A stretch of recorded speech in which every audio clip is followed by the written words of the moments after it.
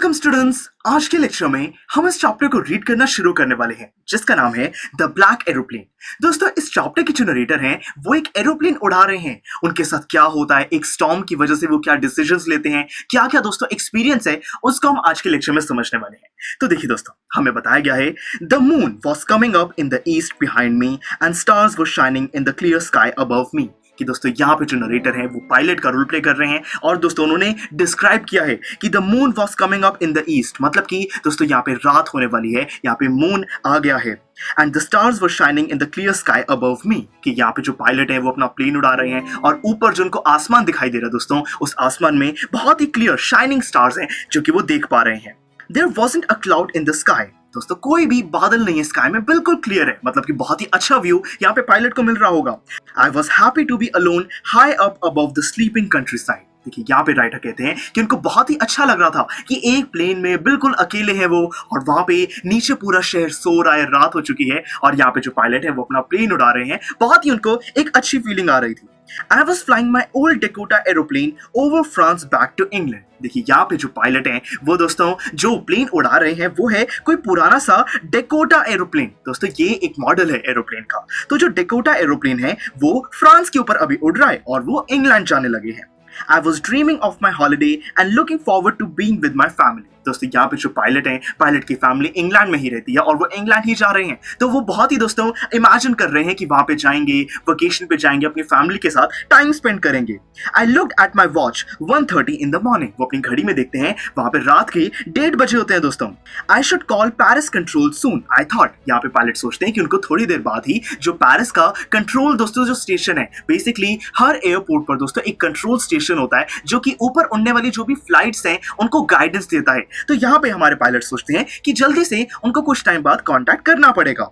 As I looked down past the nose of the aeroplane, I saw the lights of big city in front of me। यहाँ पे जो writer हैं, जो pilot हैं, वो दोस्तों नीचे देखते हैं और उनको पूरा शहर दिखाई दे रहा है क्योंकि रात है तो सारी लाइट्स उनको विजिबल हैं।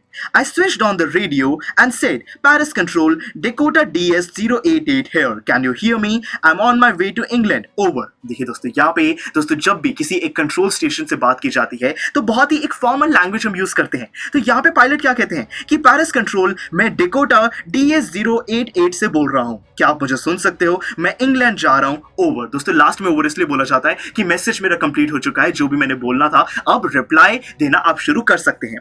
The voice from the radio answered me immediately. एकदम दोस्तों कंट्रोल स्टेशन से जवाब भी आ जाता है। DS088 I can hear you, you ought to turn 12 degrees west now. DS088 over. देखिए क्या हुआ दोस्तों, यहाँ पे जो रिप्लाई आया उन्होंने बहुत ही क्लियरली बोला कि आपकी जो फ्लाइट है DS088 हम आपको सुन सकते हैं और आपको वेस्ट साइड पर 12 डिग्रीज दोस्तों टर्न करना है। वो थोड़ी सी डायरेक्शन की गाइडेंस उनको देते हैं और फिर लास्ट में ओवर कि हमारी बात कंप्लीट हो चुकी है।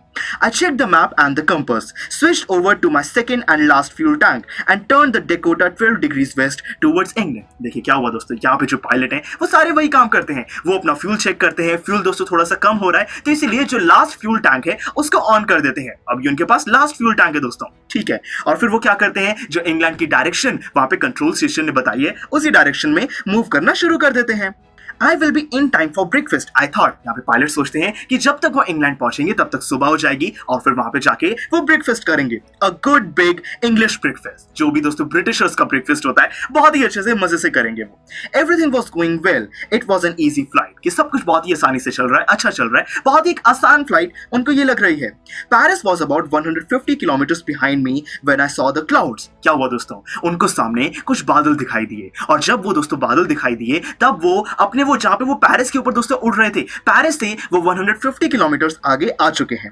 Storm clouds. दोस्तों ये जो बादल हैं ये स्टॉर्म क्लाउड्स हैं, मतलब कि तूफान वाले दोस्तों बादल आने लगे हैं। दे वर ह्यूज, बहुत ही बड़े हैं ये। They looked like black mountains standing in front of me across the sky. ऐसा लग रहा है कि दोस्तों स्काई में बिल्कुल सामने एक पूरा ब्लैक कलर का माउंटेन उनके सामने खड़ा हुआ है। I knew I could not fly up and over them and I did not have enough fuel to fly around to the north और साउथ। देखिए दोस्तों यहाँ पे जो पायलट है वो ये रियलाइज करते हैं कि उनके पास इतना फ्यूल नहीं है कि वो इन बादलों के ऊपर से, नीचे से या फिर साइड से दोस्तों जा सके, इतना फ्यूल नहीं है। तो अब इनके पास ऑप्शन क्या बची? I ought to go back to Paris I thought. But I wanted to get home, I wanted that breakfast. देखिए दोस्तों क्या हुआ यहाँ पे, अब थोड़ी सी कंफ्यूजन की सिचुएशन क्रिएट हो गई है। जो पायलट हैं उनके पास दोस्तों ऑप्शन तो ये बचा है कि सेफली वो दोस्तों अपना प्लेन पूरा मोड़ सकते हैं और वो जो पेरिस है जहां पे दोस्तों कंट्रोल स्टेशन पे कांटेक्ट किया था वहां से वो वापस दोस्तों उधर जो एयरपोर्ट है उस पे लैंड कर सकते हैं, है ना दोस्तों, कि वो फ्यूल अपना वापस भरवा लें और फिर जर्नी को कंटिन्यू कर सके। या तो ये हो सकता है, पर दोस्तों उनके मन में क्या आ रहा है कि उनको इंग्लैंड पहुंचना है, उनको घर जाना है और ब्रेकफास्ट करना है। तो दोस्तों वो क्या डिसीजन लेंगे? I take the risk I thought and flew that old Dakota straight into the storm. देखिए वो डिसाइड करते हैं कि कोई बात नहीं, रिस्क ले लेते हैं, यहाँ पे जो ये तूफान वाले बादल हैं इसके बीच में से चले जाते हैं। अब दोस्तों ये काफी बड़ा रिस्क पायलट ने ले लिया है। दोस्तों उन्होंने सीधा जो अपना पुराना सा ये प्लेन है इसको उस क्लाउड के अंदर दोस्तों वो ले गए हैं। अब क्या होगा स्टॉर्म की वजह से, क्या ये जो प्लेन है ये सर्वाइव कर पाएगा या नहीं, इसी चीज को हम नेक्स्ट लेक्चर में स्टडी करेंगे। तो फिर चलिए मिलते हैं अगले लेक्चर में। स्टूडेंट्स, आई एम श्योर आपको ये वीडियो बहुत पसंद आया होगा। तो इसी तरह से इंटरेस्टिंग तरीके से अगर आप सारे कॉन्सेप्ट्स, थ्योरीज, डिफरेंट चैप्टर समझना चाहते हैं तो डाउनलोड करिए PUSTAC ऐप, क्योंकि इस ऐप पर आपको बहुत कुछ मिलेगा। सैम्पल पेपर्स हो, टिप वीडियोस हो, different lectures, back exercise solutions, बहुत कुछ। So what are you waiting for? Download PUSTAC app.